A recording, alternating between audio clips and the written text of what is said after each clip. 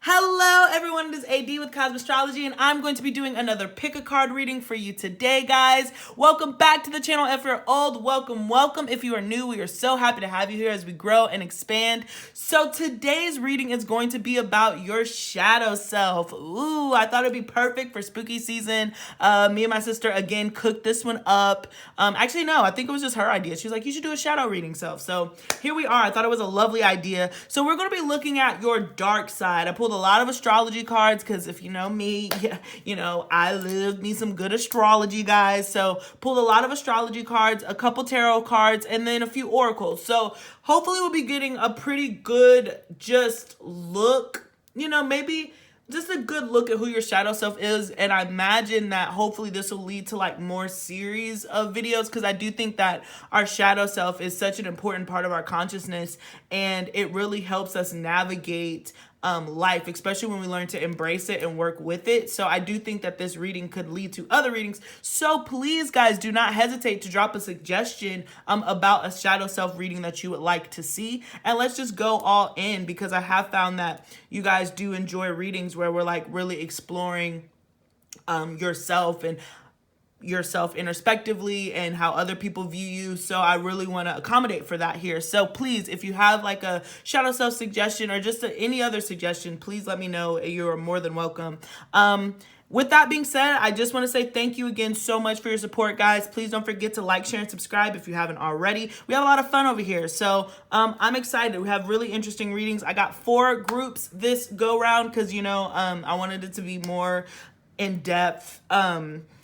And give you a little bit more options. So we have pile 1, pile 2, pile 3, and pile 4. So please take a moment, meditate, guys. I will meet you over at your piles, and let's get into it. Let's talk about it. Your shadow self. Amen, right? I just got an image of Venom. I just got an image of like Venom in Spider-Man. So maybe I'll use maybe I'll make something. Ooh, that'll be fun. I'm feeling a little creative. We'll see what I do. Your girl is also lazy sometimes, so anyways, let's move everything over, move this down, and let's hop straight into it. So, hello everyone, it is AD with Cosmic. We're gonna read. Let's take that from the top. Oh my gosh. Hello, pile 1 is AD with Cosmic Astrology, and I'm going to be doing your pick a card reading. Today, we are looking at your shadow self. I'm very excited. Something is telling me that this is going to be like a shadow self / Lilith reading, so I'm excited to see what comes up. But this is if you picked pile 1, Memories of Hope. Let's go ahead and get into your reading. So, shadow self. I really got a lot of like mystery flying cards, and chaos is really what I see kind of in this pile 1. So I imagine that you might be a person who tends to have things together. You're like, I don't know, not your shadow self, but your light self has things together, but your shadow self like is very chaotic. I just saw all these cards flying out, somebody who holds a house of cards and then they're shuffling and it just spews out, and I also think that there's a little bit of a magic. I also kind of got a magic trick, like, is there a saying with cards?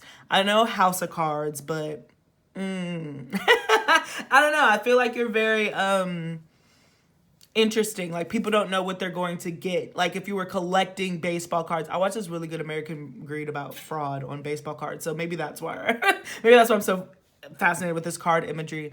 But it's kind of like if you got like a pack of baseball cards or Yu-Gi-Oh cards or Pokemon cards and you don't know what you're going to get, it feels like that. So I'm excited to see what energies pop up. I already pre-shuffled because I want to just hop into the messages. So we are going to be starting with astrology cards. Please keep in mind that I do subscribe to Vedic, so my placements could be different than yours, but the energy should absolutely read about the same.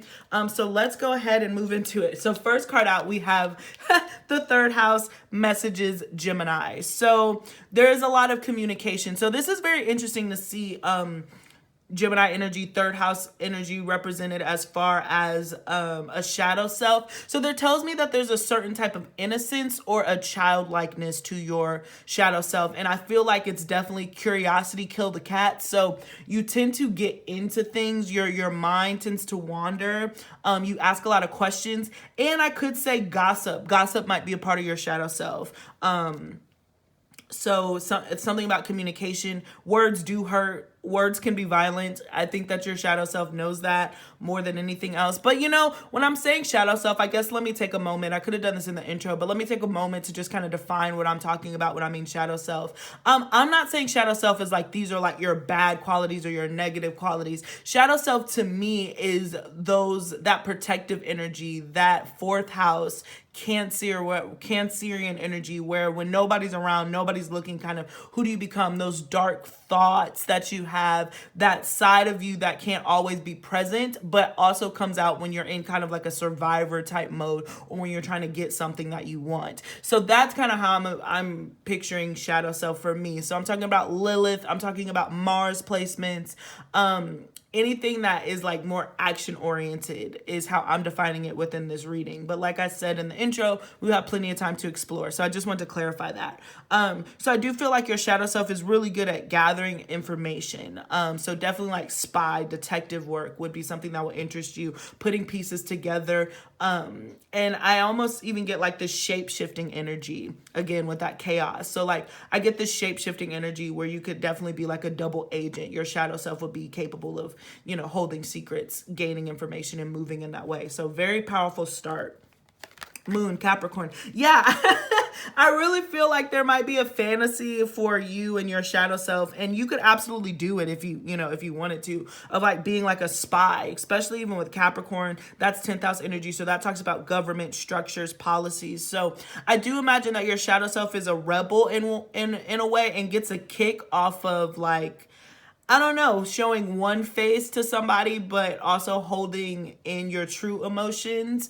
But I do imagine that your shadow self is extremely ambitious. Like your shadow self, it definitely wants the finer things in life, definitely strives for luxury. This is not a shadow self that it kind of buries itself in like, a little hole. No, this shadow self is pretty active, extremely social, actually. Third house and Capricorn is pretty social. So let's keep going. 7th house partners. What did I say? That's so funny. And like I pre-shuffle, but I turn them on. Sometimes I see them if they flip over, but I'm experiencing this with you as we're going through the cards. So yeah, 7th house partners. There's something here about your connections. I do want to say that your shadow self might be quite needy. And what do I mean by that? Like you just constantly need to be stimulated, and like it's not that you don't necessarily like to be alone, but you do like to have conversations. You do like to be stimulated. You like your mind to be active. And so there's constantly wanting like a social environment. So you'd be somebody, your shadow self, if they had their way, they would always be surrounded by people. There would always be something going on, some party, something. So you might notice that in, your day of life, like in your life, you might see that reflected. But again, a lot of air energy. So I would say at this point in time, your shadow self definitely reads to be very logical. I don't want to speak too soon because I imagine like this house of cards, you do have an extremely emotional, sensitive part of you, but right now your shadow self kind of takes over when you are emotional. It seems like this logical mind that comes in, which that means business, very serious business, Capricorn 7th house. You take your partnerships and your responsibilities very serious. So when this part appears, your shadow self seems to appear mostly when it comes to like work and social hierarchies, if that makes sense. So pretty interesting. Oh yeah, Earth element stability again. So Taurus, Capricorn, Virgo. Really strong Virgo and Capricorn. It just started raining, I think. I don't know. But yeah, your shadow self definitely longs for comfort, but is curious to break out of the mold. So very interesting energies to be starting off with. And then of course in the middle we have this beautiful Scorpio energy. So you can have Scorpio in the 3rd, Scorpio in the 7th, Mars in the 7th, Mars in the 3rd, Mars in your Earth houses. Any of those combinations make sense for how your shadow self activates. I feel like your shadow self really comes out when you interact with other people, which is quite fascinating. I knew that this reading was going to be so much fun. I got really excited about it, and this is I think what I was sensing, because your shadow self really protects you, I think, from other people and like betrayal. Like I would say you're very suspicious of people. You're very suspicious of people's intentions, and you're very guarded. That's why this third house communication, I do figure that you are like a master communicator. One of your things about your shadow self is like very succinct, very quick to the point. Like, your shadow self is, when it comes in, it's talking business, it means business. I just feel like for whatever reason, your shadow self comes out in your working environment when you're negotiating contracts. You would be a beast. Like I said, anything, if you worked in the government and you had to do negotiations or strategies of some way, legal, you could be oh my gosh, you could be a freaking amazing lawyer. Amazing lawyer, particularly when it comes to negotiating divorces, contracts, and all that other stuff like that.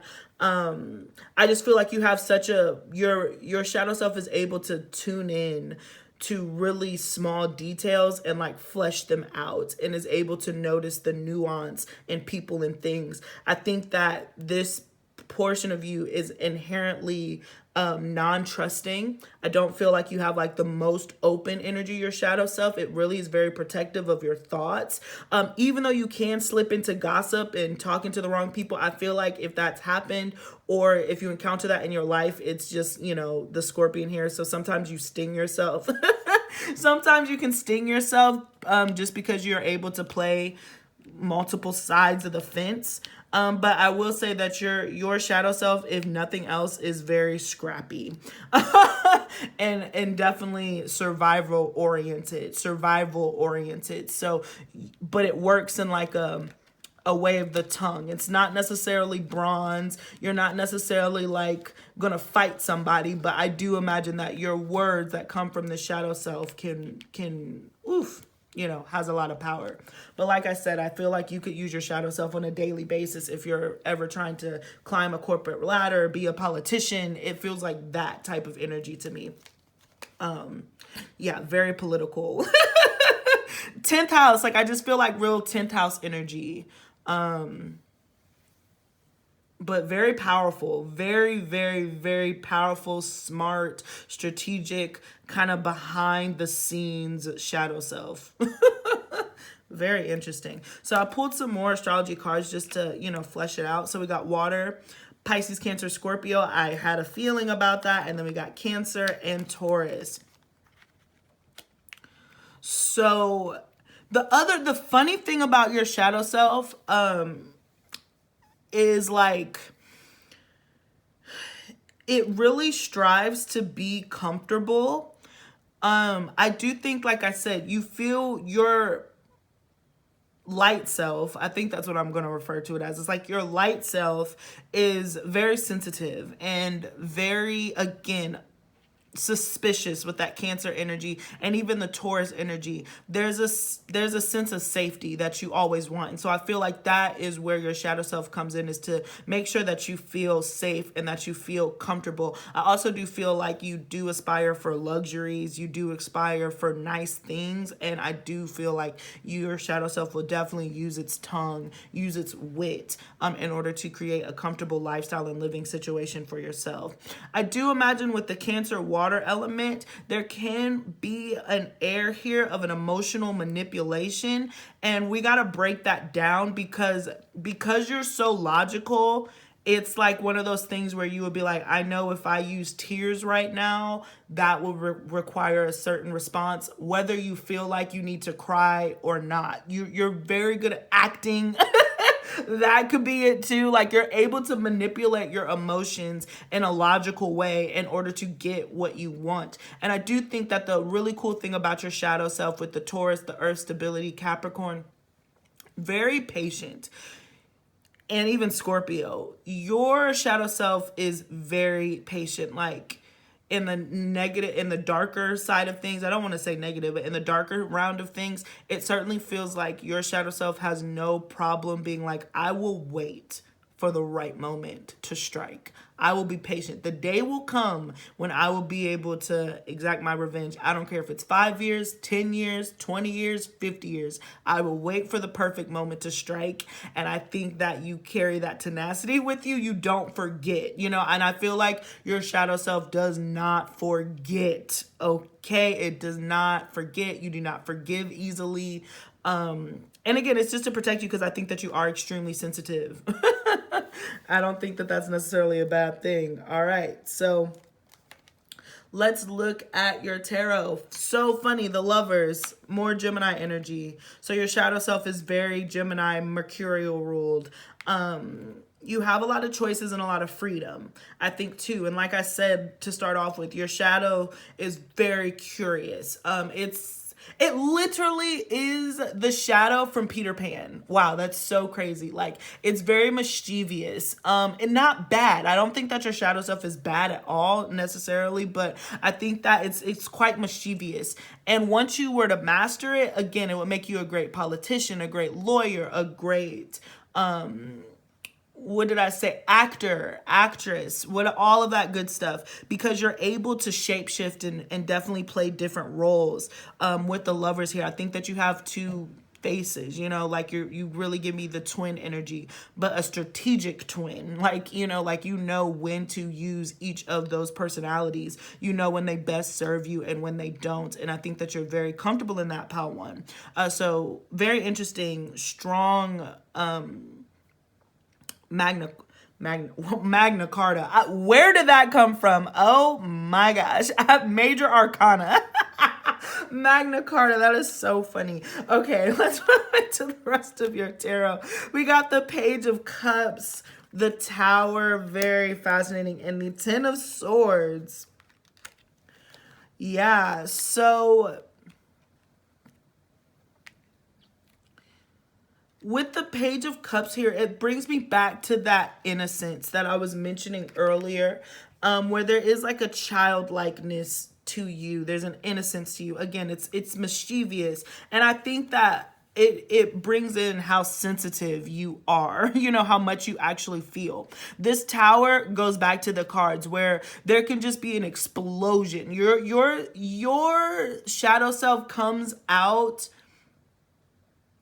I think that you're flipped, actually. I think that, interestingly enough, your shadow self is probably your driving self. So maybe you do have like a Scorpio placement, or you have a lot of placements in your 8th house, because I feel like your shadow self is actually the main driver in in the seat of your life. These characters that you play, the way that you communicate, that is your shadow self taking the lead. So the Tower being here, your light self is actually the sensitive, really childlike, innocent one. And so you're kind of flipped, where your shadow self is in the driver's seat, but your light self comes out when you deal with endings, when you deal with unexpected things, because you're so logical and because you operate at such a little scorpion moving through the desert. Like, you're so survival oriented. You're very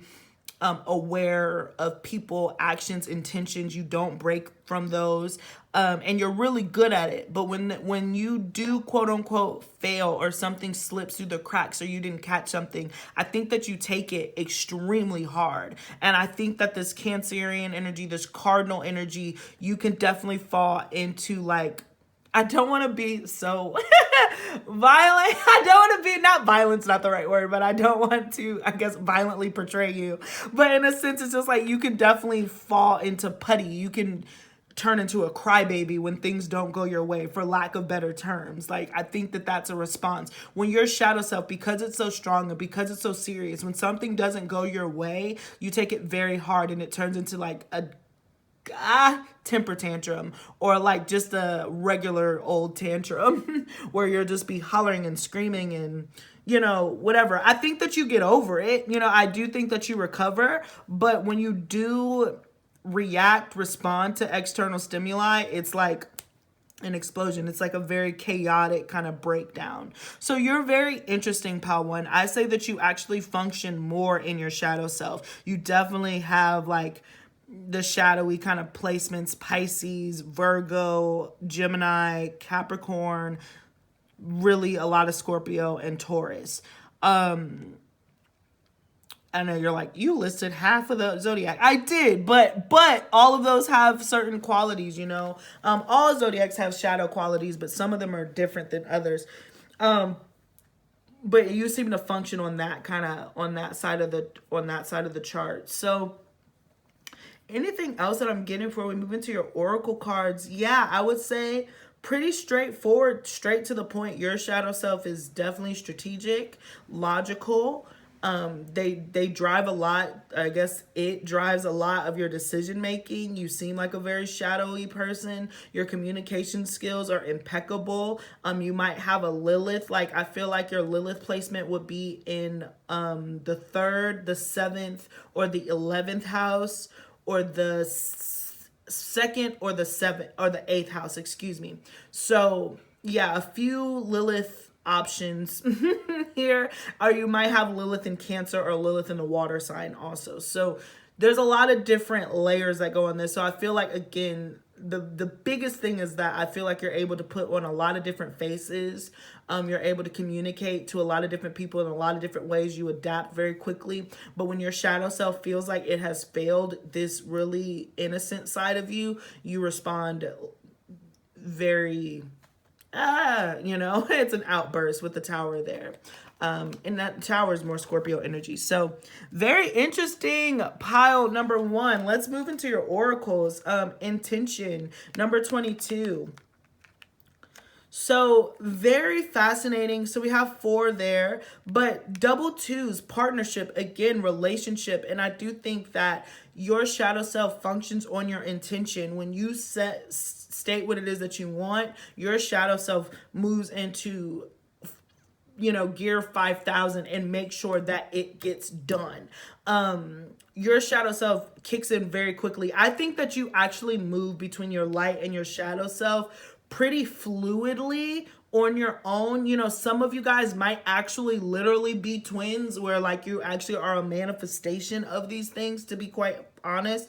But I feel like there's a fluidity to your shadow self and your light self, where your shadow self definitely comes in like a set of attention. I got to get this done. I'm going to be moving into this. I'm not going to back off. That's when shadow self kicks into place. It's not going to lose at all. Your shadow self is determined. And I also do think that shadow self here with the owl is extremely wise. It's very, very wise. And I think that all your wishes can come true with this dandelion here. All you have to do is just set the intention out in the world, make a wish, blow it, and then your shadow self comes out and make sure that it gets done. And then for your animal card, you got lizard, regeneration. As a survivor, you are unparalleled. No matter what happens, you can adapt. Embrace your transformation. Put on your new cloak. You are the master of regeneration. I just really take that as, I mean, your cloak. I'm getting so many Harry Potter references. It's so funny. I didn't want to say it, but I just watched Harry Potter for the first time, guys, in my life. Like, I always say this, British accents, all love, but they're so soothing. They put me to sleep. So Harry Potter was very difficult for me to get through as a kid because I'd just fall asleep. Not because it was boring, but just because of their voices. And it's taken me like a month or so to get through all of them. I'm almost done. I'm really excited. But when I saw this white owl, this gave me Hogwarts. I didn't want to say it, but I'm here. So we got the Hogwarts owl here, and then that new cloak of invisibility that Harry Potter is always using. So and it's so funny because for what it's worth, maybe Harry Potter would pick would pick this pile, you know, because he was always getting into mess. Like, he would be like, hey, I found this. And his Gemini self would get into stuff, and then he would have to be brave, overcome it, and then start over. But when he would have his little temper tantrums and his little emotional meltdowns with Hermione and stuff, you know, you'd be like, Harry, like, you need to get yourself together. And then he would, and he'd be back on the BS for another, you know what I'm saying, 7 books. So I really do get a kindred spirit with Harry Potter with you guys in an interesting way. But again, it just emphasizes on the invisibility that you're able to have, how you're able to shield yourself to gather information, learn different things. That is like a superpower. And also just the wizard, you know, got lizard, like there's a wizard in you. There's a witch in you. that's very kind of spooky. So I really love it. I think that you are so fluid, Pile One, and able to mask yourself, and your shadow self is really kind of dope. I'm excited to see what all of you guys do for work, honestly. You know, I would be interested to see what all of you guys do for work, because I'm sure that you guys are beast at it, and you probably wouldn't even be able to say what it is, because there's something private about it. Definitely dealing with like client privileges and all that stuff. But yeah, I guess for the sake of it, you gotta drop a wizard for me in the comment section, Pile number one. You could drop a witch or a wizard, but that's definitely what I'm getting, like a magic wand. Like, you're very cool, you're very magical. So your pile, that's what I got as far as your shadow. That is what I got for you as far as your shadow self, Pile One. Thank you so much for joining me. Please don't forget to like, share, and subscribe. Drop me a wizard or a witch in the comment section, and I will see you next time. If you'd like to book a personal reading with me, you can shoot me an email. Follow me on TikTok and Instagram, and that's all I got. Thank you so much, guys. Peace. Until next time. Ooh, that was a lot of fun. I'm excited. Alrighty. So, hello, Pile number two. This is AD with Cosmostrology, and I'm here to do your pick a card reading. Today, we are looking into your shadow self. What is that? What they do? What they, you know, how do they operate? And I guess I hate spitting shadow self into like a they versus you thing, because it's you. But for the sake of this conversation, we're looking at it as if it's you know, the shadow. And if you've seen I mentioned Harry Potter, Peter Pan, his shadow, who's kind of like mischievous and to the side. That's why I'm calling it a they, but it's still you.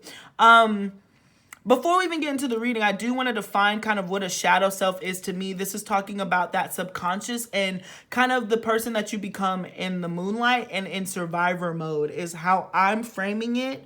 But what was really interesting in Pile One was that it was revealed that they kind of function in their shadow self, you know? So be open. I guess all of that to say, be open to how this reading finds you guys. But I do want to thank you so much for your support. But let's go ahead and get into your reading. I'm so excited.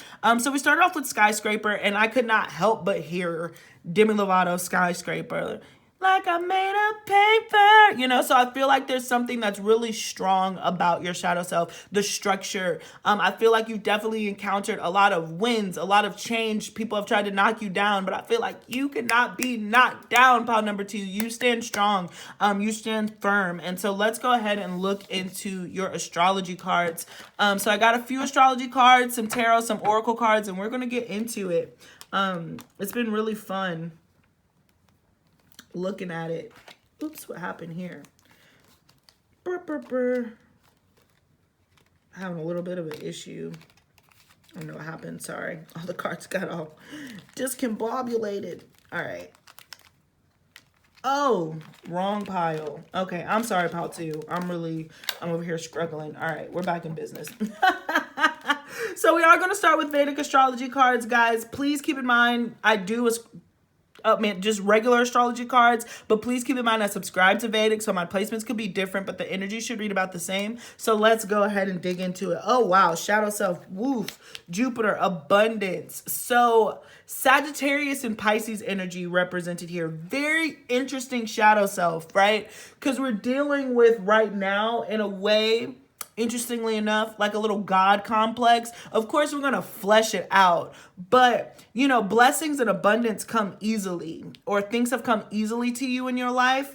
And so sometimes I feel like your shadow self can get either the Piscean side can kind of become aloof with day-to-day responsibilities because normally things fall into place. Or you get the Sagittarius side of Jupiter where you think that you know everything and nobody can tell you anything. So that's kind of what we're looking at right now with this really strong energy. But again, as I was said in Pile 1, this isn't necessarily negative. This is just what it is. This is an unbiased reading. But yeah, so your shadow self is deeply spiritual, deeply rooted to source. Really has a very deep and fundamental understanding of the universe and the complexities. Either you are extremely spiritual or you question it a lot. But either way, whether you're denying God or you totally believe in God, God is a part of your life. Spirit, the universe is a part of your day to day. And so this is something that you deal with, like I said, be it questioning or giving like your devout self to it from your shadow self's perspective. So being paired with Saturn return age, yeah, I feel like you've had a lot of karma and you've had a lot of lessons to learn with that side of you that is extremely lucky. Like this is very interesting. I knew this was going to be an exciting reading, but I feel like there's a part of you who's very lucky, but in that you've had to be extremely humbled. You've had things that just fell into your lap, blessings that just took over, and you were so happy and la di la di da, and we're all very singing songy, and then life would just come in and hit you. So like I said, I feel like you don't sway with the skyscrapers. You don't sway, but things happen. It's so funny. The rain just really picked up. So you got Venus, love. Okay. Interesting. So your shadow self with the Saturn and Venus. So you have Capricorn and Aquarius, and then we have Taurus and Libra. There can also be a vainness to your shadow self. So your shadow self is a little vain and also an extreme pleasure seeker. So I would say that like food, you have great taste for food, great taste for alcohol, any of the little druggies, I would not be surprised if you partake. And I don't necessarily think that it's in a negative or a positive way. I think that there's a lot of exploration, and I think that you're open to having spiritual experiences when it comes to drugs, or you've had spiritual experiences. This feels like you could also be like a party person, a socialite. So your shadow self seems to be very in the open, actually. Your shadow self seems to actually carry a ton of light. And is very bright, and sometimes can kind of fall into that Icarus syndrome where you get too close to the sun, right? That's so funny. And then you're like humbled again. But listen, Jupiter return benefits. I do feel like God loves you. You are definitely chosen. I will say your shadow self is very blessed. And things do happen to fall in place for you. That's not saying that there wasn't difficulty in the journey. We have to be very careful, and there has to be a level of maturity coming to this reading when I'm saying this, because I feel like even when you found yourself in bad situations, tight situations, you've been able to overcome them, and you're always taken care of. And I do think that you've always been able to find time for pleasure. The reason where this becomes your shadow self in a way is because addiction, too much of anything, it's just like I just saw Modest Mouse, these good times are killing me, where sometimes you can have too much of a good thing, or you can have too much abundance, just access. Somebody who could, like, this could lead into hoarding, like that type, where it's just like, okay, you have a bunch of stuff, they're all sentimental, now you're holding on to it, now you're a prisoner of your own stuff. It's like the shadow side of the Nine of Pentacles, where you are in your own like Mount Olympus, where you're in like this God realm and people can't touch you because you're so high up, if that makes sense. So it's very interesting and very complex, but I do say at the end of the day, you are extremely blessed and very abundant. I would say that your shadow self, you could have had very interesting and complex relationships with food, be it overeating or under eating, and take it as that applies. That might not apply to everybody, but this gives me very strong food, like a food addiction your shadow self can present. But it's just because it likes pleasure. It has like an oral fixation, if you will. But I do think that you've been extremely humbled throughout this lifetime. The one thing about your shadow self too is it's very seductive. I do think that in your lower vibrations, especially with this Libra Capricorn, you can have the tendency to overindulge in yourself, but you also have a tendency to overindulge in people and in your relationships. I feel like your generosity can actually become very crippling, particularly if you're trying to make somebody stay around you. if that makes sense. So it's just like, if you have a friend and you want this friend to be around, you'll be like, I'll pay for the drinks, I'll pay for the food, I'll do this, where you just become over giving, overly generous. Or in another way, if it's not so one-on-one, you might be that way with people and friends in the past, where you just end up being so giving. That is your shadow self, actually, that just feels the need to just give and give and give and give and give and give and give and give and give. And yeah, the other thing too that I can see about your shadow self, you're a very interesting shadow self. It's like your shadow self is like a 50s Hollywood glamour queen, you know? It seems like your shadow self comes out when you have success, when you have abundance. That's when your shadow self actually comes out.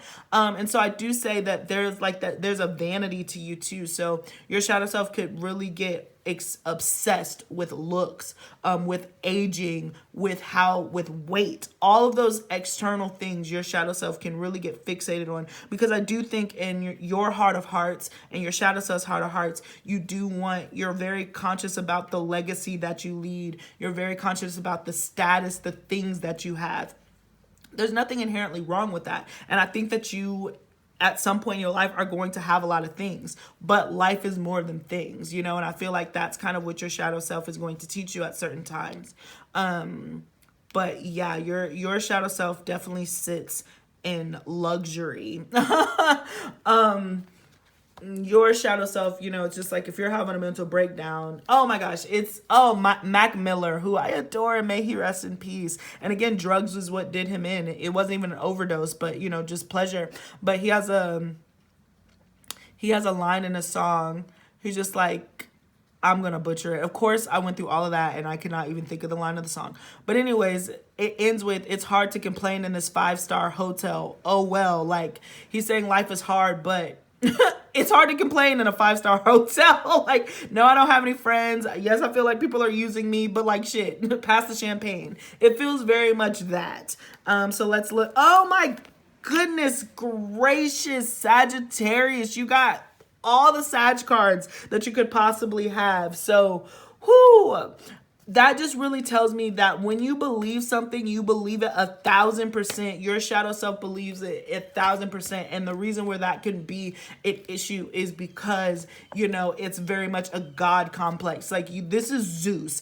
Regardless if you're a man or a woman, Zeus. And if you're a woman, it's extremely difficult to deal with this energy because you are so blessed and abundant. There's an extremely masculine energy about you, but yet it's decked out in femininity, you know, with Venus, love. So I did not see this other Sagittarius card here. I'm a little like taken aback. Like, you're just a very lucky person. Your shadow self is extremely lucky, very abundant. But the issue can be even Zeus. Let's think about Zeus. Had a wife, Hera, slept with everything that freaking moved on planet Earth, you know? And he would have consequences for that. But he was still Zeus, so he went back to doing it anyway. It feels like, you know that you're a chosen one. You know that you're very blessed, so you can get away with different things when it comes to spirit that other people wouldn't be able to get away with. And your shadow self is fully aware. And I think that you do take advantage at times. The cross is, I think that you're also extremely generous, a very good leader, very extremely wise, a very sage person, very open when it comes to your experiences, a great teacher, phenomenal teacher. Again, you would be great to be a teacher, a professor, any of those things, because you have so much knowledge and wisdom. But it has come at a price. You've definitely learned lessons. And I do feel like your shadow self is old. Like, you get better with age for sure. I think this shadow self and your light self, whatever that is, when they merge, it's really a nice blending and medium. Like I said, there's a lot of godly energy here. So yeah, oof, very strong. We got Uranus, so more Aquarius energy. I would say that, yeah, you, Pal, too, have to be so aware of just being able to listen to other people and being able to hear other people's thoughts, because I will say your shadow self, if it becomes too indignant, it could definitely be two sides of the same coin, where like you get somebody who's extremely Christian and like, you know, they're so Christian and everything has to be in Christ or else you're going to hell, versus the other side of that, which is like, you don't believe that Christians are good people. I mean, this was a terrible example. I'm digging myself a hole, but you could be extremely the other opposite end of that and then think that everybody else who believes in heaven or hell is going to hell because they're stupid or they're dumb or their intellect, you know. You have to be very careful about that. And I do want to say too, you're right about a lot of things. That's the shitty part about it, is like, you're right about a lot of things, but you still have to remain humble. Or else you will, you know, you can end up isolating yourself. And then we got fire. So more Sagittarius, Aries, Leo. Again, that fire energy. There's a lot of, your shadow self is very bright. So this has been such a fascinating reading, but you know, it's all about what you want, how you see things moving forward. And just kind of collecting that type of information for yourself. So that's kind of how I see you moving. Then we have the moon. So more Cancer energy, shadow energy. You could have moon in Aquarius, moon in Sagittarius. Those as rising signs, moon Venus conjunct, moon in Sagittarius. So there's a lot of combinations that can kind of give this. And so if this makes sense, I would certainly read up. Again, this is Vedic astrology. But you certainly have like a Sag rising, Sag in the 4th house, or Sag moon, or or 9th house placements. Like, I would be so surprised if you don't. In Vedic astrology, I would be so surprised. Or 11th house placements. But regardless, that's just me nerding out. I love astrology so much. But your intuition is very strong. I would just say that you have to be so careful to not be self-righteous. Your shadow self can be extremely self-righteous. But fortunate, extremely fortunate. So here we go. We have the Magician card. So I do think that you're able to create magic, pile 2. Your shadow self is very mystical. And again, you can make things from dust. There will be things that people will be down and out, and then some magic will happen for you, and then things will just fall into place. So your shadow self is a very, very, very powerful entity. I absolutely get that. So with this entity being said, there's things that you're able to manifest out of dirt. You just have to be careful. I just heard with that out of dirt, I heard Johnny Cash / 9 Inch Nails hurt. I'll wear this crown of shiz upon my liar's chair, full of broken thoughts that I cannot repair. What have I become? My dearest friend, everybody I know goes away in the end. I feel like that song could really mean something to you at times in your life, where sometimes your righteousness can push other people away. And you do have dearest friends, because I think that you're a great friend. I think that you're generous. But when you catch like that feeling of like, I'm right, everybody else is wrong, and you kind of get defensive in that, it can end up leading you, and you're like, what have I become? Everyone I know goes away in the end. That seems to be like your shadow self experience. But again, as I always say, I don't say this isn't negative and this isn't like a bad thing. I don't believe in that necessarily. But you know, how many people can relate to Zeus? How many people can relate to being the god of thunder and lightning, and the god that, you know, was able to help defeat the Titans? But at the same time, you have to acknowledge that the Titans were there. So that seems to be like the dance. You might even have Leo placements too. And Aries with the Magician. So there's a lot happening. Oh my gosh, so funny. Strength card, Leo energy, Judgment, yeah, and the 9 of Swords. I feel like for you, Pal 2, extremely strong. Your shadow self is very strong. You have all the fire elements represented here. And I do think that sometimes you can just be a victim of your own hubris at times. But here's the thing with the 9 of Swords. Your shadow self is deeply, I don't want to say deeply. There is an insecurity, okay? I don't think that you're deeply insecure. I roll that back. But there is certainly an insecurity that you have because I think that there's a part of you that's always nervous to when is your luck going to run out. Here's the trick question. I don't think it is going to run out. I think you're a lucky person. to be honest. But I really get this strong energy that instability of like blessings just coming in and swooping in leaves you quite unstable at times, because there's a part of you that's just like always questioning, like, was it me that did that, or was it God that did it? Like, where do I come in? Like, I feel like there's a struggle with your ego in a sense. Again, that skyscraper, like there's a struggle with who gets to take credit for your success.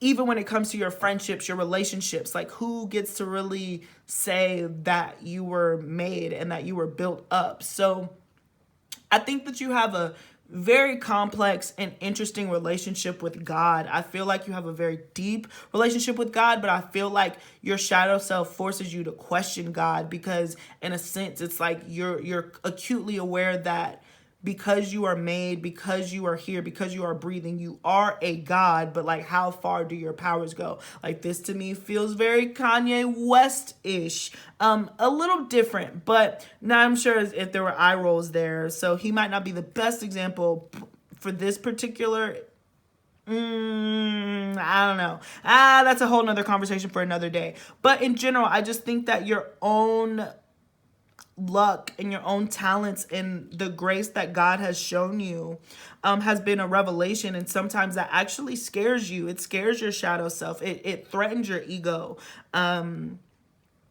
Yeah, so really deep shadow self. I would have never, this is such an interesting version of a shadow self. Normally we focus in on like, oh, you're secretive or whatever. I think for what it's worth, your shadow self is probably too honest. Like, I think that your shadow self is blunt. I think that your shadow self has arrogance. I think that your shadow self can carry an air of like, I'm better than a lot of the people. And perhaps you're right. I don't even want to sit over here and be like, you're wrong. Like I said, perhaps you're right. I think that you operate on a very high vibration. You have an extremely objective appearance. But again, being in that God realm, you can't stay there forever, because humans are equally as important and a part of the ecosystem. And there's a Buddhist wheel, and there's these 6 or 7 different realms that you can go through, and the God realm is one of them, human realm is one of them, hell is another one, the animal realms, plants. But either way, throughout life, you go through different cycles. You have to go through each one of those realms, and I feel like you actually spend the most time in the God realm. But when you step out of the God realm and you kind of come down from Mount Olympus and see what the Greeks are working with and see what you have, you can end up, burning people, like even Zeus. And I'm going to need y'all to drop a lightning bolt for me in the comment section if this resonates. But even Zeus, he had to hide himself, because once he revealed his true nature, he would burn up his partners. So I think that's you in a sense. You have a very interesting way of life. And I do sense that this is a pretty masculine pile. So even if you're a woman and you identify as a woman, then you carry a lot of masculine energy, but you're still very attractive. You're still very feminine. Like I said, your shadow self is extremely beautiful. I think that you're beautiful. I think that you're a good looking person. And I think that you're able to attract people with honey. And you do a very fine job doing that, pal, too. So, woo, very powerful. Woo, very spicy. Let's go ahead and get your last 2 oracle cards. So we have goblins. And I just want to say that this is kind of like a warning, because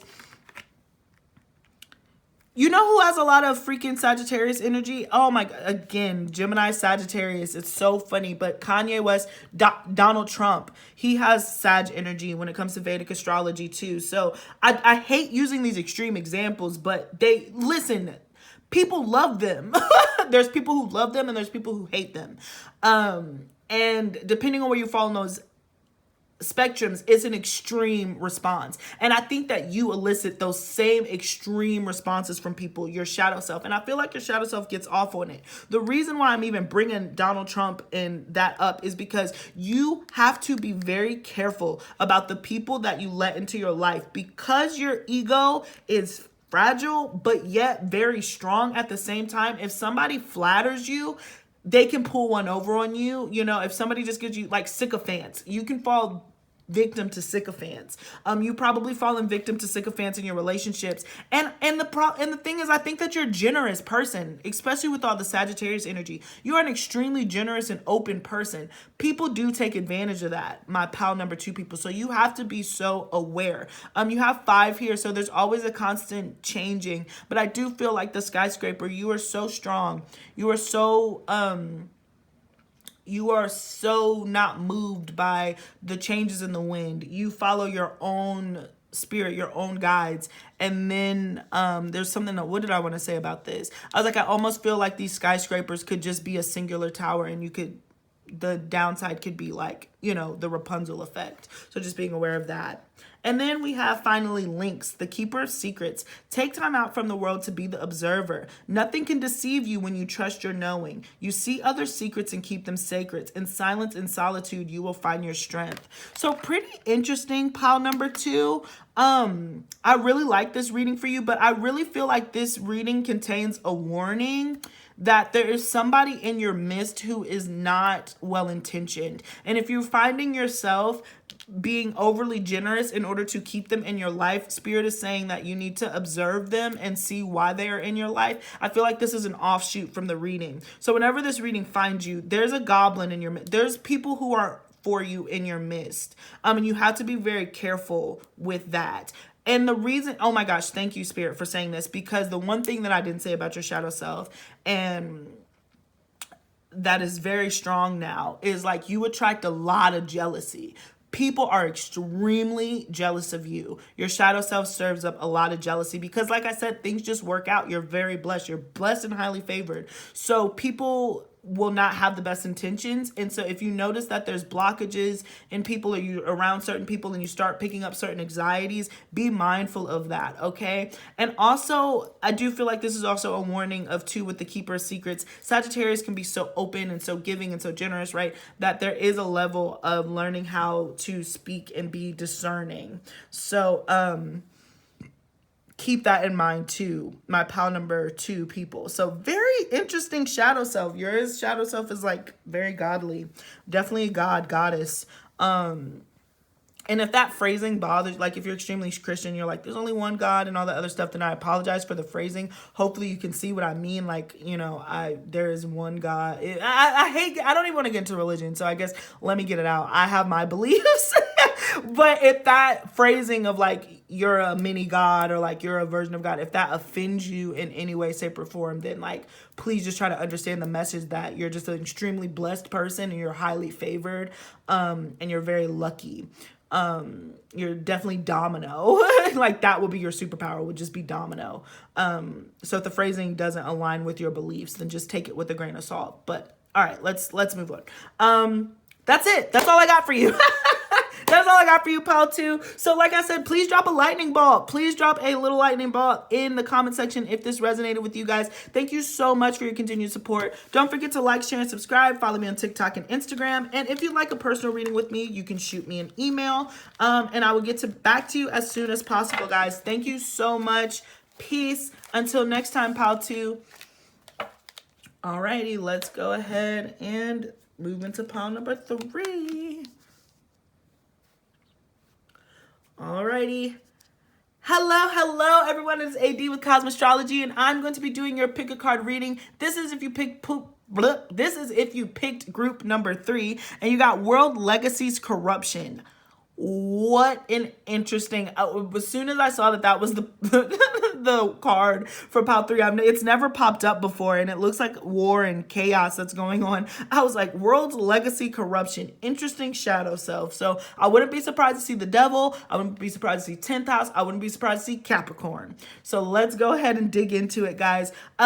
This reading is about your shadow self. And so what do I mean about shadow self? I'm not here doing this reading from a place of judgment as if your shadow self is a good or a bad thing. I'm here to just look at that subconscious part. This is the version of you that comes out when no one else is present, when it's just you and the moon, or when you're trying to survive. So I'm getting really strong Lilith placements. Oh, I forgot to mention that in pile 2, but I'm really looking so much at Lilith placements and any place that you might have like Cancer in your chart.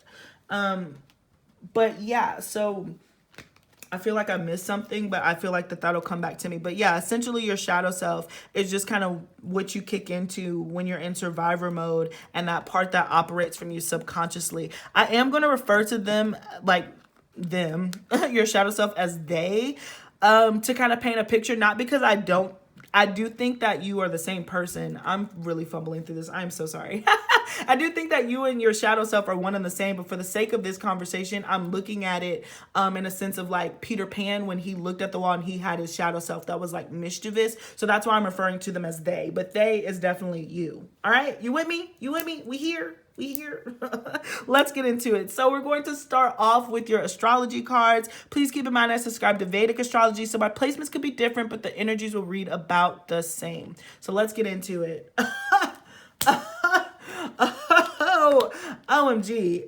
The 10th house. What did I tell? I knew it. The world, like world's legacy. 10th house. So very strong Capricornian energy. I really want to focus on that word corruption and translate it to power. Your shadow self is very ambitious and wants a lot of power, cares about status, cares about, you know, he was number one. Like, I just feel like there's a part of you that absolutely has to be number one, and your shadow self works very hard and diligently to get there. You might have a stellium or placements in your 10th house, but very strong house. And I do imagine that you could deal with the government. You could deal with, the workforce, corporations that came through in Pile 1 also. So you might be interested in Pile 1. But yeah, there's something here about the world that your shadow self, I really think, doesn't necessarily care for. I think that your shadow self sees the corruption in the world, but let's keep going. I don't think that your shadow self is a part of the, it becomes a part of the corruption because it has to function in the world. But yeah, this is a very interesting reading. It reminds me right now of Pile 1, so that might be something you want to check out. But let's keep going. Yeah, Neptune sacrifice. So we're dealing with Pisces energy here. So you could have Pisces in the 10th, Neptune in the 10th. There's something very elusive about your shadow self that really rejects the world and wants to escape from it. I do think that you are a very soft soul, or even like, you know, Neptune always gives me the mermaid energy. So there's the Little Mermaid. Woo, hold on. We're getting a download here. Okay, yeah. So the Little Mermaid, a part of your world. What does she have to sacrifice in order to be in the world? Her voice. So it feels like, oh my gosh, it feels like your shadow self has had, oh, I didn't even see sacrifice there. Wow. Oh, okay. I'm sorry, Pile 3. This is like, this reading I was super excited for because I was like, this is going to be a fun reading. And it's turning into, all the piles have been so much fun. But yeah, so your shadow self, there's a part of you, 10th house, who wants recognition, wants to be seen by the world, wants status. But in doing so, you lose a part of yourself, or your shadow self feels like they lose a part of themselves. Or in fact, you lose your light version of yourself in order to participate in the world's corruption. I think that you, Pile 3, are so aware of how the world works. You're so suspicious of it. You're not very trusting. I think that you've reincarnated again and again and again. And so you've seen it. But in order for you to get done what you have to get done, there's a part of you that always has to participate in the corruption. And I think that you feel silenced by that. Or your shadow self feels very silenced by that at times. We got Destiny. I do think that there's also a karma that you have. I'm also getting strong Aquarian energy too, even though it's not represented here. But this just gives me that you have karma with the world. The two signs that deal, well, there's 3 signs in my opinion that truly deal with karma. It is Capricorn, Libra, and Aquarius. In my opinion, off my head, are the most karmic placement. So if you have that as your rising, your moon, or your sun sign, then this lifetime is a karmic one. It's a karmic journey. You're supposed to have faith. And if it's Aquarius in particular, you owe the world something. Like, you literally are indebted to the world. That's why the Aquarius is the water bearer, where it sacrifices its own its own feelings and pours it back into it. That's why it's represented by the star card. There's an inherent loneliness and isolation that comes from Aquarian energy. With Libra, it feels less like it's almost one-on-one. It like Aquarian is like the world, society as a whole. Libra is, I owe this karma to this person. I have a soulmate, twin flame. We're meant to have kids. We're meant to work out this karma. Or it could be karma with your mother. You know, it could be karma with your father. You're coming on a very specific one-on-one relationships. And Capricorn, the karma deals with like self. But in each of those placements, you are really looking at sacrificing. There's a level of sacrifice that you have to engage in order for you to fulfill that destiny. So it's just like with the Little Mermaid, she had to give up her voice in order to make it to get the legs, in order to explore. And then she found out that that was a mistake, and then she had to go fight. But she had to make that original mistake in order for her to really fully blossom into the Little Mermaid, right? So really interesting start. First house, the body. And like I mentioned, Lilith placements too. So some of you could have Lilith in the first house, Lilith in the 10th house, Lilith in the 12th house, any of that stuff too. But with the first house, the body, there's a strong Aries energy here. Like you're very much a go-getter. I do think that your shadow self, again, it requires a level of respect. Your shadow self feels very old, kind of ancient, very mystic. And it requires a certain level of respect that it commands. So there's definitely a part of you that has to, it's very Beyonce, bow down, bitches, bow down. And I don't think that you mean that in a way that's like I said, I'm not here to pass judgment on, you know, these traits, but it just feels like you've earned the respect and you expect to be treated that way, and you're not going to accept anything less. Whether you've done anything or not, your energy just commands that. And I think it's because your soul knows that, like, it's like a martyr, kind of. Like, your soul has been a martyr. Your shadow self has been a martyr in the past. I feel like you've been, and this is so interesting.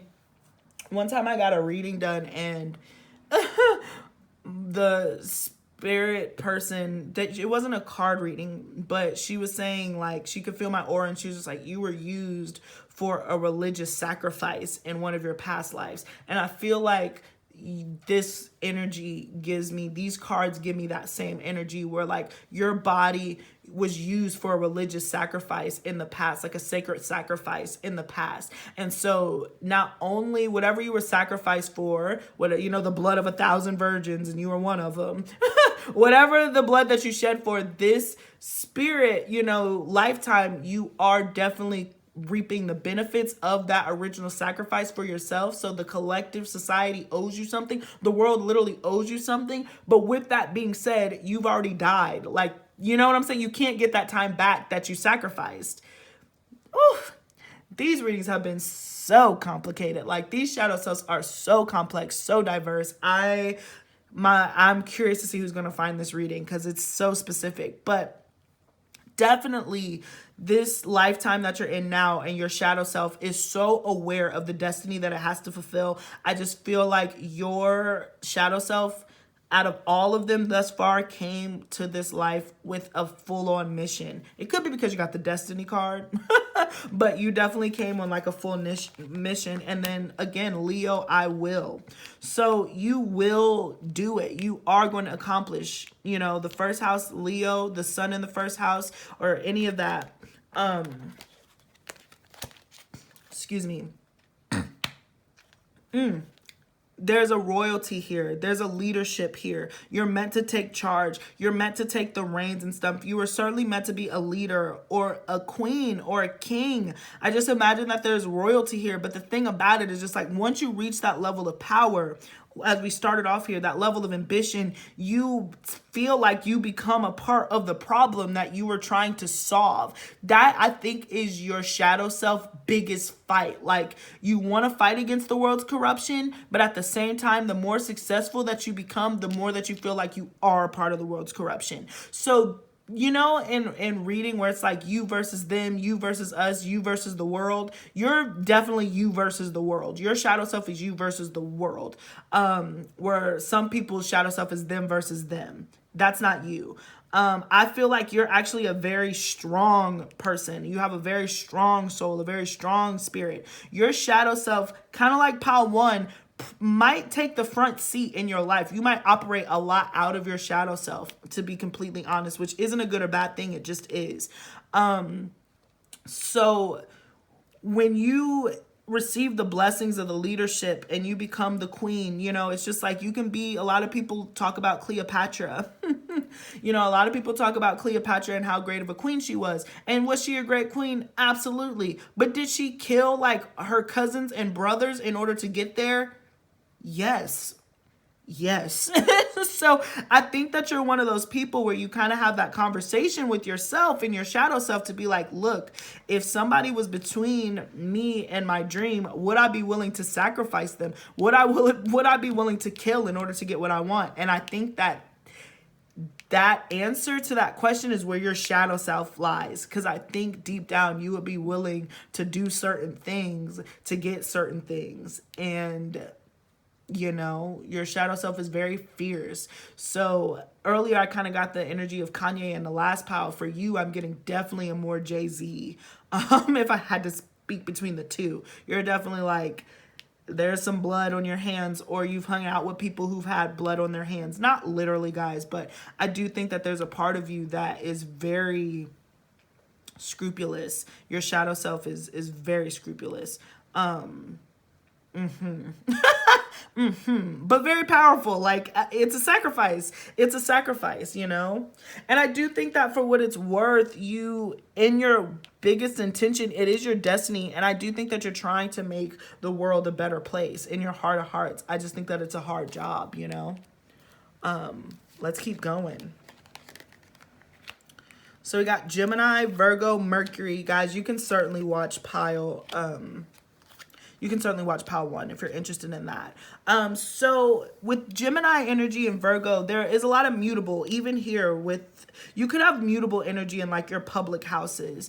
And so that just means, again, like I said in Pile 1, you're able to certainly shape shift. You are able to adapt and assume different roles. Another thing about your shadow self that I pick up on is this Virgo energy, is you're extremely curious, Gemini, but there's also a level of perfection that you have, a lot of strong will, strong Leo energy, so royalty, you know, absolute leadership, but you are a perfectionist. You really care about image. You really care about how you come across. You really are very careful about the words that you choose, the things that you say. Your shadow self is like your own personal PR team all the time. And I think that that's where your light self and your shadow self can get tripped up, because sometimes I feel like you can run into the issue of being like, am I saying this because I mean it? Or am I saying this because I mean it? Or am I saying this because I know that this is going to get the reaction that I'm looking for? And I do feel like there's kind of like a fox energy, like there's a cunningness to you in the way that you explore, in the way that you express yourself, my pile number 3 people, because you want power, you strive for power, you get power, and then you have to maintain power. So I think that that's really at your shadow self's forefront of their mind, you know, as far as like just moving. And with the sun, you carry such a radiant energy. You carry such a bright quality about you. Just like Pile 2, your shadow self is very light. Or a version, if you end up watching Pile 1 too, but like this version of yourself is very light, wants a lot of recognition, needs attention, lives for the applause, very dramatic, very over the top. I do think, you know, especially double Leo here, the sun in Leo, you know, there's a part of you that is extremely larger than life. I feel like, yeah, Pile 3, your shadow self is actually larger than life, the body. Your shadow self seems to, again, be in the driving seat of your life, actually. where you kind of have like this character that you're able to perform. And this is a part of your destiny. I think the sad part about it is that Neptune is the world knows you as one thing, but you know yourself as something completely different. And it's crazy because this is something that you spent a lot of time analyzing, creating this fictitious version of yourself. And it's not true all the time, but it is. This gives me diva, like, you know, I always, like, I'm trying to even think of how to word it. This is such a specific kind of shadow self where, like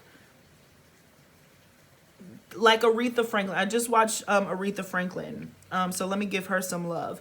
So, like, she had been essentially a child star. She had been performing in the choir circuit and the gospel circuit since she was a youngin'. Her father was an important minister. Okay, backstory. Anyways, she really became a diva at a certain point, you know, but there were things in her life where she couldn't have been. So it's one of those things where, like, she was known as kind of like this mean rattlesnake kind of a person, very nose in the air, very, you know, call me Miss Franklin, nothing else. She went through that, but regardless, that was just what the public saw and how the public framed her. Who knows how Aretha Franklin was outside of that image that she ended up getting locked into. Mariah Carey's another one. I could think of Michael Jackson. This is very Michael Jackson. Michael Jackson is a Western Virgo, but a Leo and an Aquarius moon. So this is very much that where you end up. And again, like, Michael Jackson's a great thing. Like, all he wanted to do sometime was to go to the grocery store. But at the end of the day, like, you had to respect that he was Michael Jackson, even though he was more than Michael Jackson. You see what I'm saying? Like, it's crazy. It's like if I met Rihanna tomorrow, I'd have to be like, oh my gosh, I love you. You're freaking Rihanna. But I would have to somehow be able to see Robin through all that. And how would I see that? I already see Rihanna. You see? So this feels like a very the world is looking at you a certain way. You are a certain way. And the crazy part is, like I said, your shadow self and your light self were co-conspirators in doing this. And then you're like, oh no, Little Mermaid, I don't have a voice anymore. I have my legs, but now I don't have a voice. So it's your destiny. I don't know what to say. You got the destiny card. So you can suck your teeth all you want, but oh, so funny. So look, your major arcana card that you got is the Emperor. Such strong masculine energies. So you have just 2 feminine energies. So regardless of what gender you were born into this lifetime, you are meant to take charge. You are meant to be a leader. You are meant to be a queen. I mentioned Cleopatra earlier. It might not have been this pile, or no, it was this pile. But you give me, like, more so Nefertiti, who is able to, you know, change Egypt from representing polygods and ended up changing them to worshiping one god, Ra, the sun god, changed the capital. But then when her husband, who was the king at the time, fell ill, she became the king. Like, she wasn't a queen. She literally became the king. She started dressing in the king's garb. She started dressing in king's formal wear. And they had to refer to her as king. Her bust was in that of a king, the likeliness of a king. So that's very specific. Some of you guys, you already got the dang-a-lang, you know, swing-a-lang. So you're already a king. But if you're feminine watching this, then you would step into the place of a king role. You would be able to handle a role that is not usually controlled by women. You know, your shadow self, that is your shadow self. Because I do think that your light self is probably extremely feminine. Again, whether you're a male or a female, your shadow self is probably, your light self is probably very feminine. Your masculine side is your shadow self. And I do think that your shadow self, that masculine side of you, is a beast, and it really doesn't have a filter. To be completely honest, hence why I think that you have to do a dance. So this is all about money, power, respect. Money, power, respect. Money, power, glory. Lana, like, there's so many examples that I have of people who've had to sacrifice their humanity to an extent in order to get to this place of leadership. And again, if this doesn't make sense, then maybe this isn't your shadow self. But if this does make sense, then this is something that you probably have to check in yourself with a lot to be like, how far would I actually go to get what I want? Because I can't think of anything that would stop me, you know? So let's move into the Fool card. You got the Four of Swords. Interesting. In the Page of Wands. So your shadow self.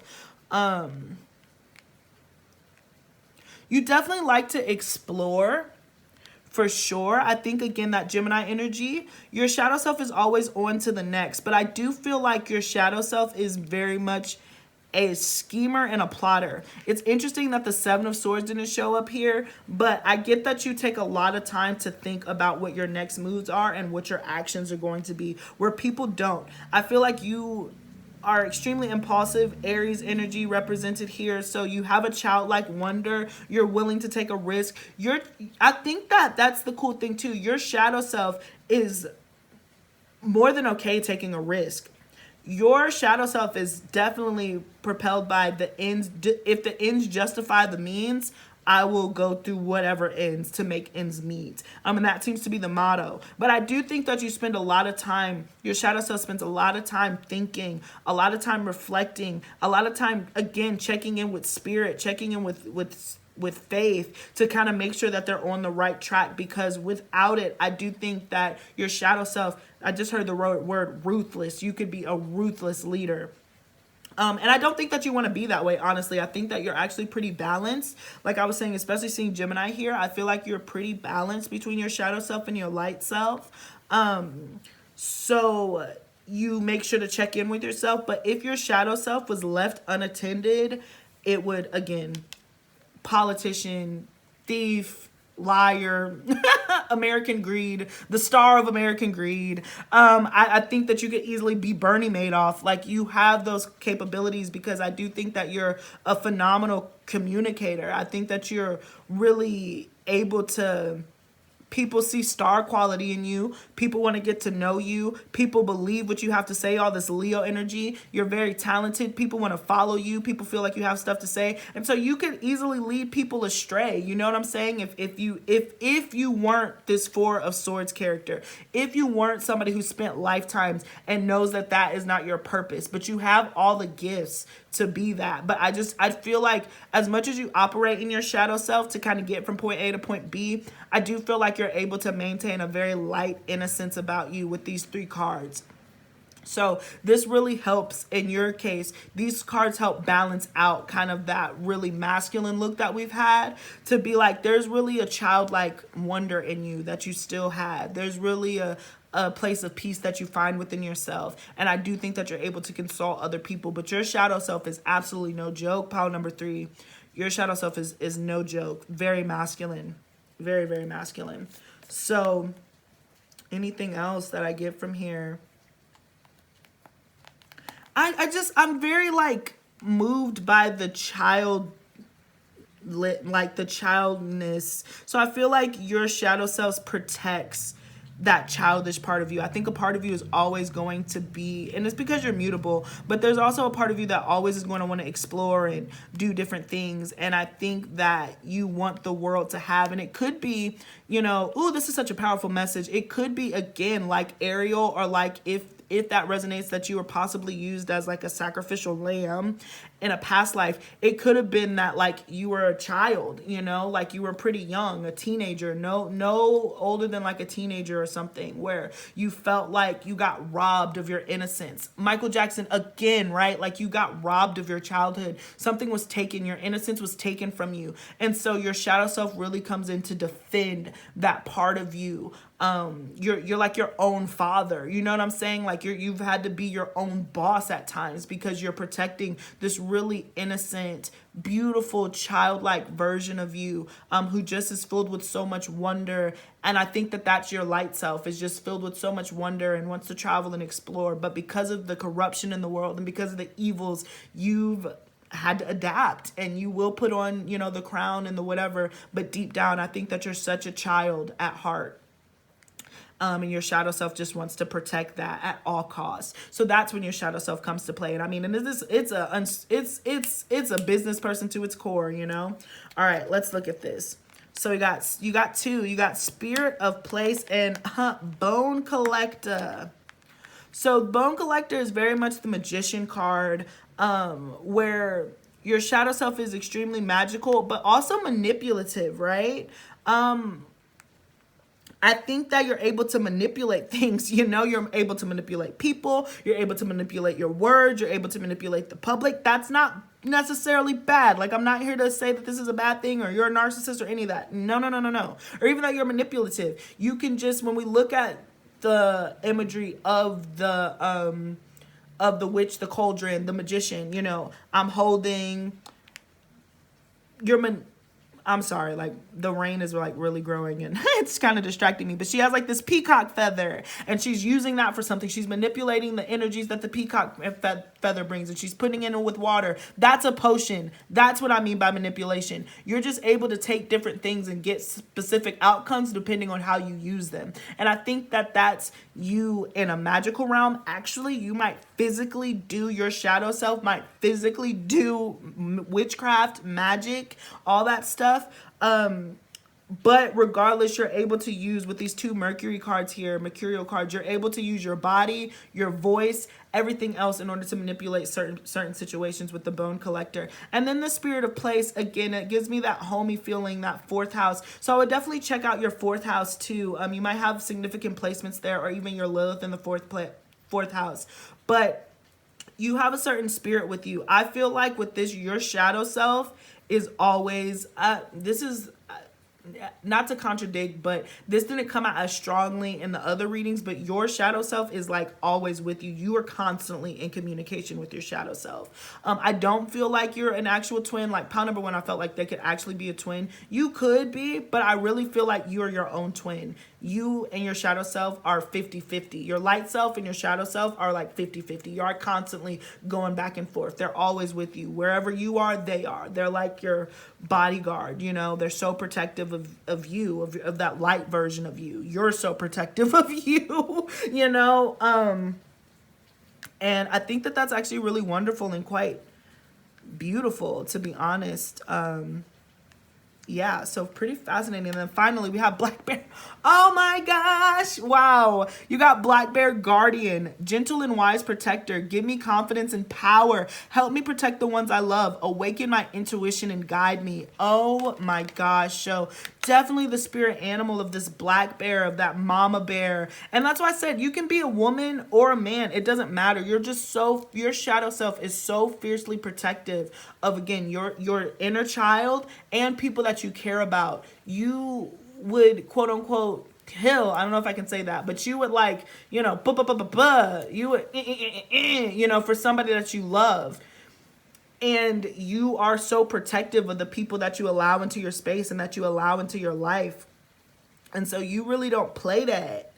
You don't play that when it comes to that you care about. And so that's why I'm just like, yeah, your shadow self is a fierce protector, is an absolute guardian, and again, defending people, yourself, other people from the world's corruptions. You are such an anarchist, I think, at heart, just, you know, seeing what's wrong with it. But in order to fix the problem, at times you definitely sacrifice yourself to be a part of the problem, and that is kind of your legacy. So wow, give me confidence and power. That is your shadow self. Your shadow self is confidence and power. It is that masculine king side of you, regardless of your gender. You are a king.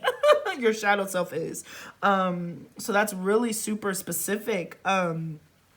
I love it, Pile 3. So that's what I got for you. You'll have to let me know if this resonated. Please drop a, oh man, what emoji should you use? Because this is like such a powerful, I don't want to be cheesy and say drop the bear emoji. I had like I had an emoji that I wanted you to drop, but like, of course, I forgot it. So, I guess we'll just have to go with the bear emoji. I love it. I love it. I didn't want to be cheesy. I thought of something else, but I can't remember. But drop that bear emoji for me in the comment section, because again, you are fierce. You're ferocious. You can be sweet and gentle when you want to be. Again, you and your shadow self are merged. I think that y'all are like this, just like a bear in real life. Like, it's cool. We're eating honey. We're chilling. But the moment that you come for my little baby cubs, or the moment that you try to infringe on what I got going, I will rip your entire face off. Cute and cuddly from a distance, fierce when coming too close. So yes, drop a bear for me in that comment section, guys, for pile 3 if this resonated with you. Super awesome energy, guys. I love it. Thank you so much for joining me. Please don't forget to like, share, and subscribe. And yeah, if you'd like to book a personal reading with me, you can follow me on Instagram. If you'd like to pick a personal reading with me, you can look at that information in the comment section below. Follow me on Instagram and TikTok. And yes, that's it. I appreciate you guys so much. Peace until next time. All right. So now let's move into pile 4. Let's see how we do it on time.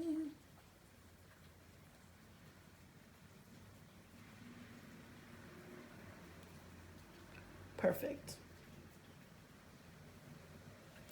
Hello, hello, hello. Pile number 4. It is AD with Cosmic Astrology, and I'm going to be giving you and I'm going to be doing your pick a card reading. Let's just start over again. This is the second time this happened today. All right. Hello, everyone. It's AD with Cosmic Astrology, and I'm going to be doing your pick a card reading. This is if you pick pile number 4.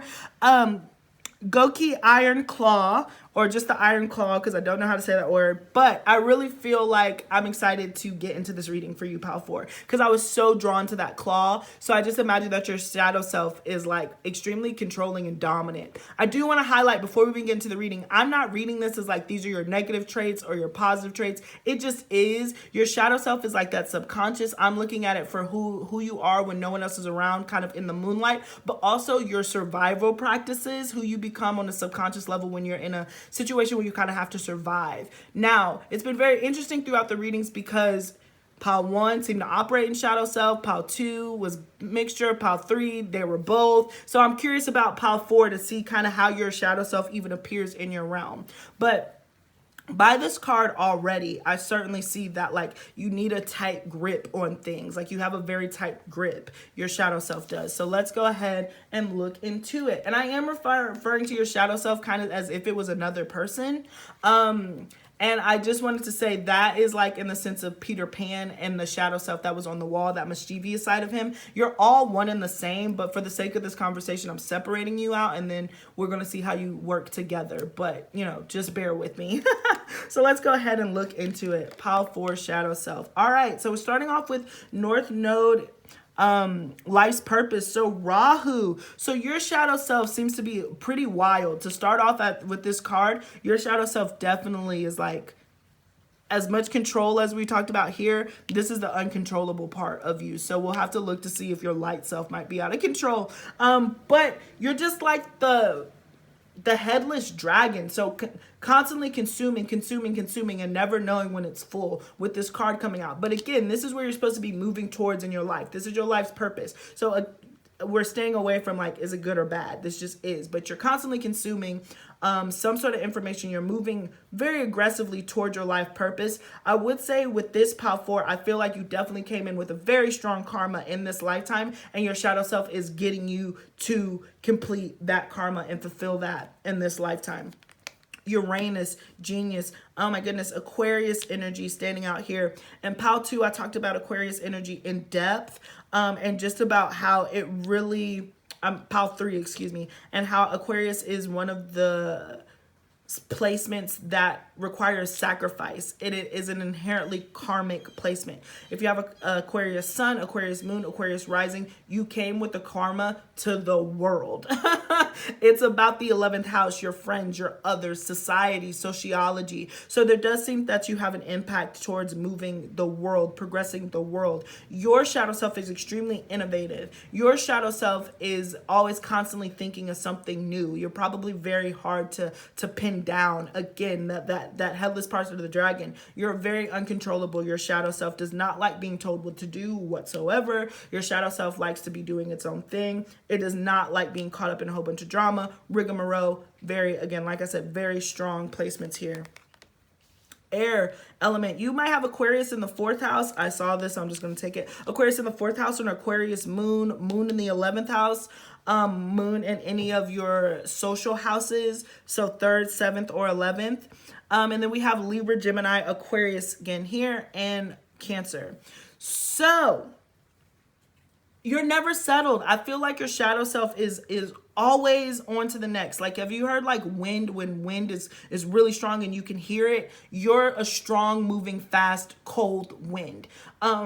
Your like can be a tornado at times. Your life can be a tornado at times, and your shadow self can be a tornado. It's just like an unleashing of all this energy, all this creation, all this thought. I feel like you have a gift. Actually, your shadow self is extremely connected and for source to source, about thoughts, innovations. Like, this would be almost Albert Einstein level downloads, and kind of like a genius level. Like, you definitely have genius thoughts and you're meant to pursue them. But in a sense, I feel like your shadow self can be quite isolated, because the other thing about Aquarius and just air elements is like, people don't necessarily feel you. You know, people are like, is air real? Because we can't feel it. So it kind of feels like you're almost a ghost, like a ghost in your own body at times, because it's hard for you to connect your thoughts to your 3D reality because they're so far advanced, you know? Can you imagine like trying to explain the light bulb to somebody before you invented the light bulb? Like, they'd be like, no, I don't get it. I'm still going to use the candle,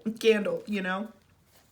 And yeah, your shadow self definitely brings in a lot of change. I imagine that like I said, your shadow self does not stay very long. Your shadow self is very naturally like unsatisfied. Okay, I think that your shadow self is insatiable to an extent for whatever it's moving towards. You're just not satisfied. You're always hungry for something else. You'll be settled and then you're ready to move. You're ready to go somewhere else. You're like, I don't want to say bored because that's an understatement, but your shadow self just feels the need to always be on the move. If that doesn't make sense, then this might not be your pile, because this right here, even starting off with Rahu right here, you're just constantly going on for the next. Even the lunar eclipse change, all this, you might have a strong Cancer energy. You're just naturally unsatisfied. Your shadow self is dissatisfied with the world chaos and very emotional. So I do find that your shadow self can come visit you when you're in extremely like emotional states. And your shadow self can, like I said, just be like a tornado of feelings. And it's very erratic and unpredictable.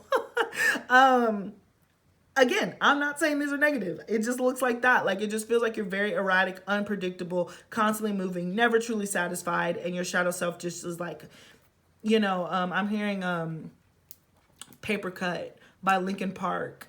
There's like a voice inside of you that's always like, you could do more, you could be doing more, you could be moving faster, quicker, move. You're not happy here, do more. Like, that's your shadow self that's always taking you out of your comfort zone. I feel like your light self is probably pretty comfortable. It's wants comfortability, but there's always a part of you that's like, this isn't good enough. It has to be something else. You have to keep going.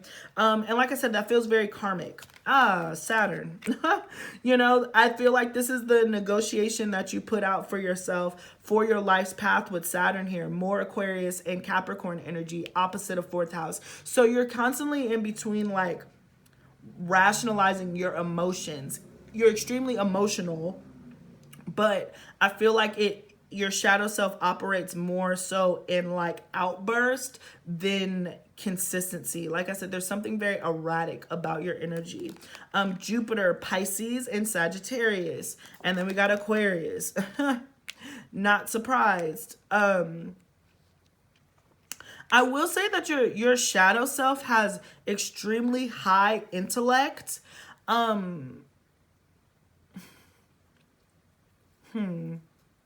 This could be one of two ways. Either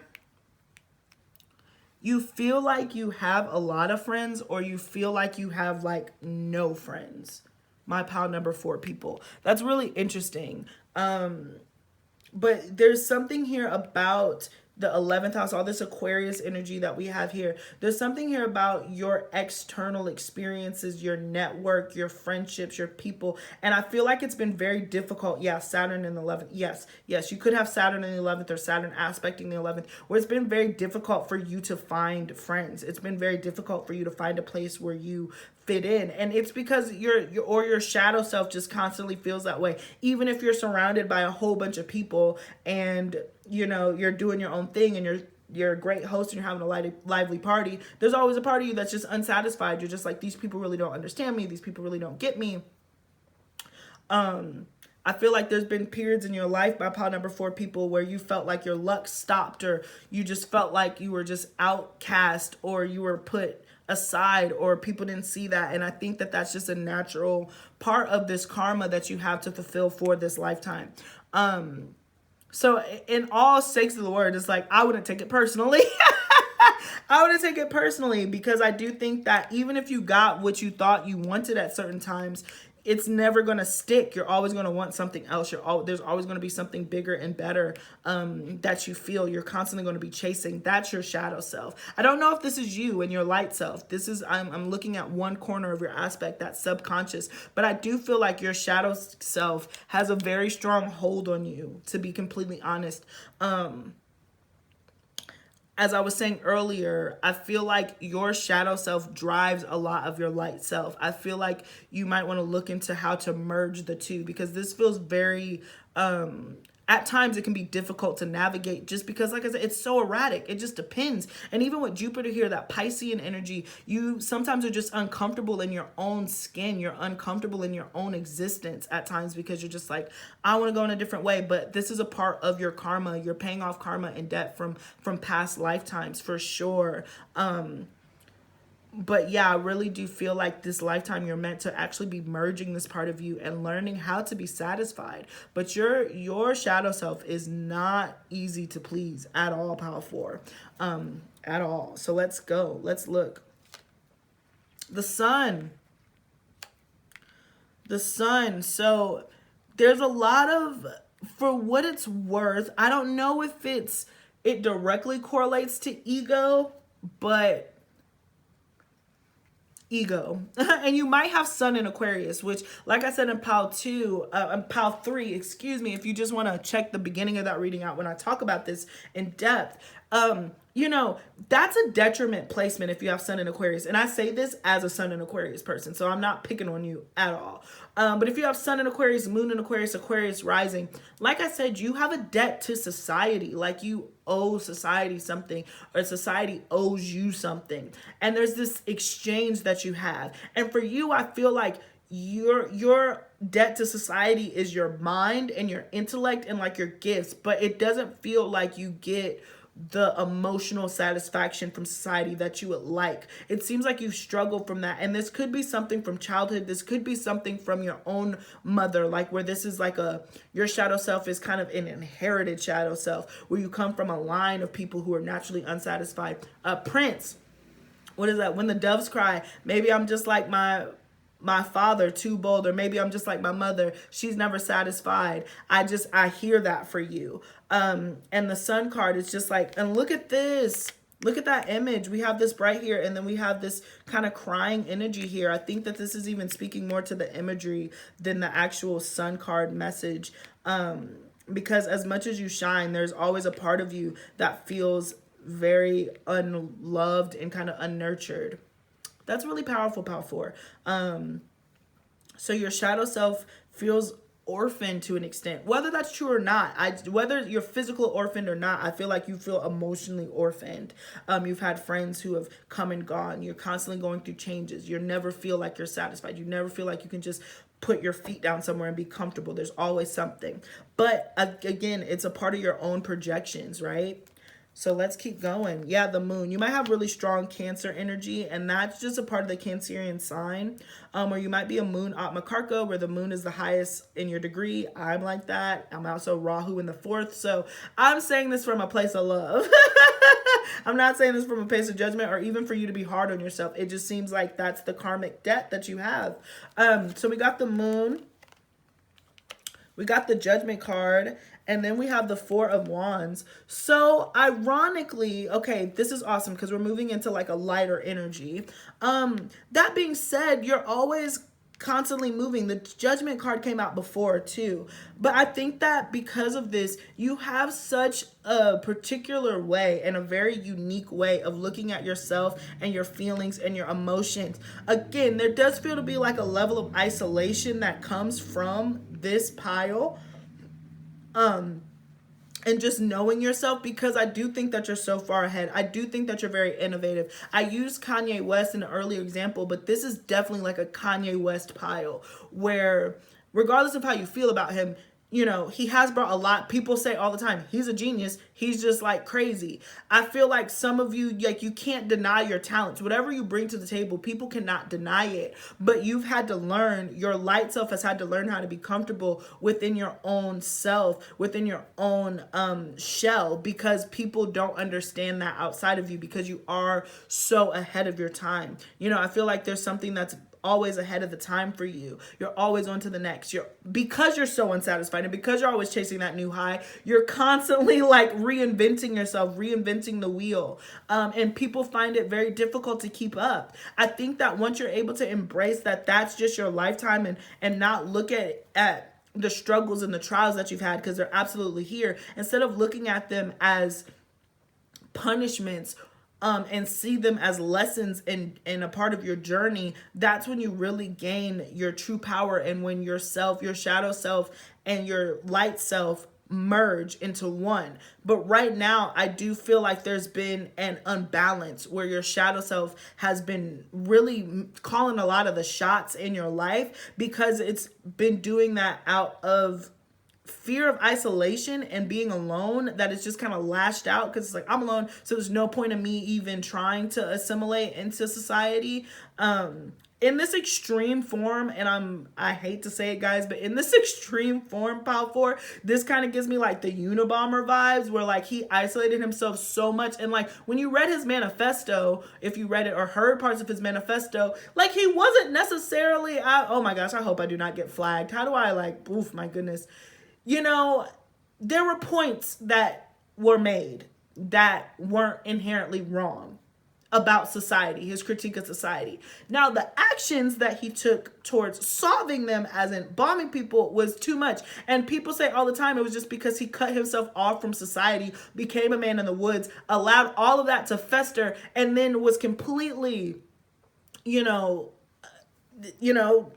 down in history as, somebody with a vendetta against society. I feel like at your worst, very extreme example, you can kind of teeter on that type of thinking if you don't open yourself up. So one thing that you have to do, Pal 4, to merge your shadow self and your light self is to really be open to experiences, be open to life and what you bring to the table, be open to different people and ways of seeing the world, because you're so specific and you feel quite alien to other people, and you perhaps feel alien to yourself, but the alignment that you're in, this is the karma that you have for this lifetime.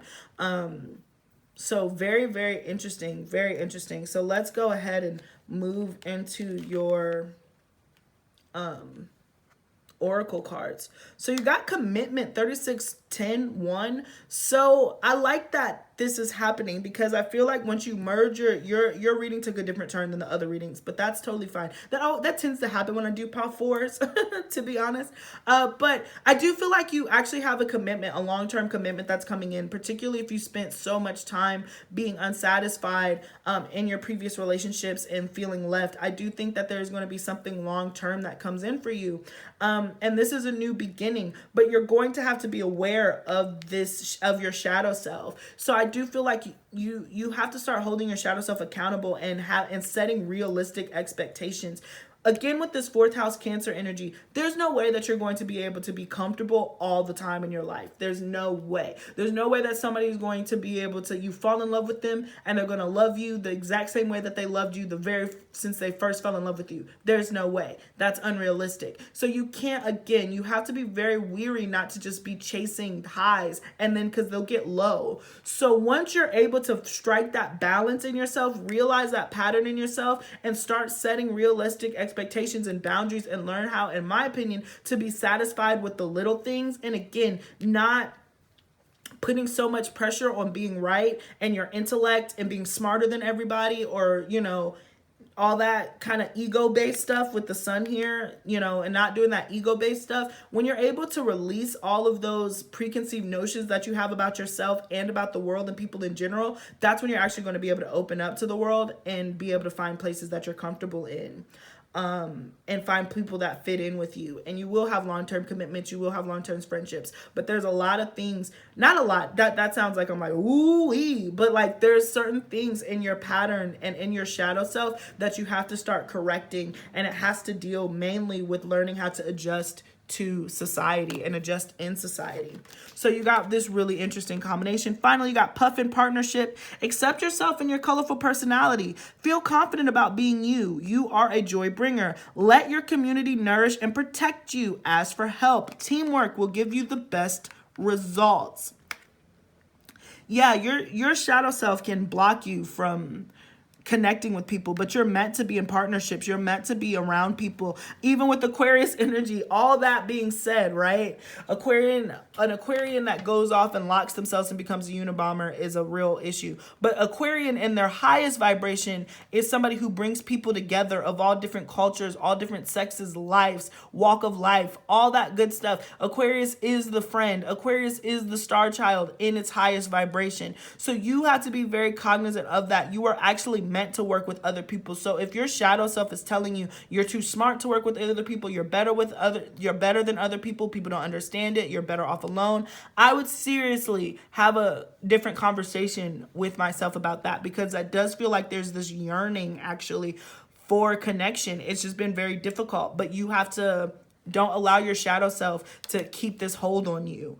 You, out of all the Pile 4 are the one where your shadow self is extremely reckless, extremely chaotic, and can definitely take you off this course, and you can end up in very sticky situations. So hopefully this serves as not like a warning, like a ticks, but just like if you've noticed certain patterns and you want them to change, this could be a way to look at how to change those patterns to get different results. If not, you can tell me to shove it, and that's okay too. It's up to you. And then finally, you got White Stag Protector. You're an old soul. Your best friend is nature. Use your intuition to take you where you want to go. Awaken to the powerful force within you. You're meant to create blessings with your magic.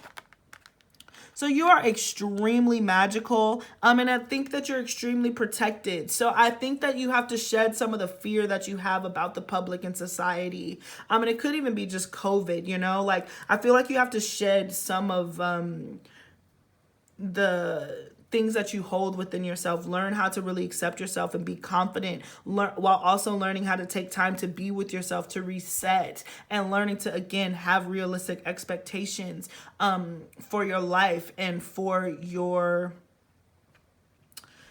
life and for your next chapter. So yeah, I'm trying to see if there's anything else. Again, powerful manifester. And I do want to say too, particularly if you've had real struggles like settling down, finding a home, settling in a home. I like the Four of Wands here, and even this combination, for whatever reason, it's telling me that I do think that you're going to be able to commit to something. You are actually going to be able to settle down once you learn how to work with your shadow self and learn how to, embrace it, but also like learn when to not listen to it and when it's leading you astray. You actually are going to be able to commit. So I do think, there's a little diamond emoji. So I do feel like you're a diamond under pressure. And like when people see past all the dirt and all the other stuff, they see a really glorious being who's worth a lot of money, to be specific. So I do feel like this is kind of like a diamond in the rough, and perhaps you felt like that yourself. So drop a little diamond for me in the comment section for me, Pile 4, if this makes sense to you. Thank you so much for joining me. That's all I got. So yeah, drop a diamond for me. Thank you so much for joining me, guys. I appreciate your support. Please don't forget to like, share, and subscribe if you haven't already. Follow me on TikTok and Instagram. And if you'd like to book a personal reading with me, you can shoot me an email and I will get to you as soon as possible. So thank you so much, Pile 4. Thank you so much for joining me for the reading, guys. If you just watched the whole thing through, I appreciate you from the bottom of my heart. Peace. Until next time.